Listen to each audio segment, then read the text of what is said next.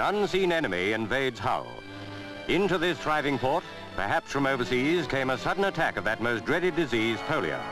An explosive epidemic, in the words of the city's medical officer. Steps to immunize the whole population, more than 300,000, were swiftly taken. At 52 emergency clinics, oral vaccine was rapidly given. At this stage, 53 cases of polio had been registered. 2 drops of the Sabin vaccine on a lump of sugar was the dose given. No injection necessary. The medical officer of health, Dr Hutchinson, toured clinics at which babies took the vaccine with syrup. In hospital were some of the 53 epidemic victims and a few cases where polio was not yet diagnosed with certainty.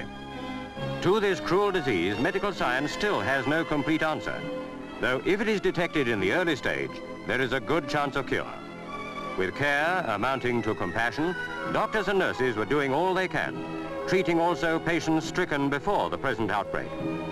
It is heartrending that children should suffer, but polio does not confine itself to the young.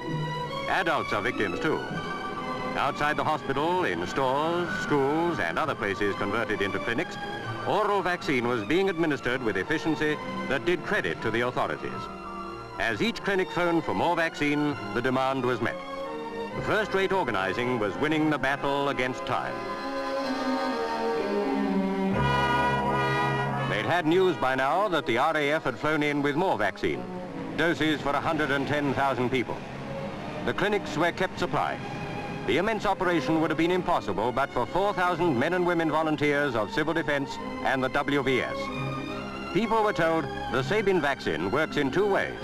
It attacks such polio virus as may be in the body and fortifies the blood to prevent infection.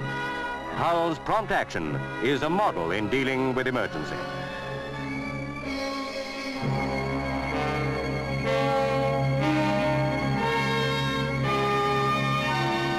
Oh, come now, that was lovely.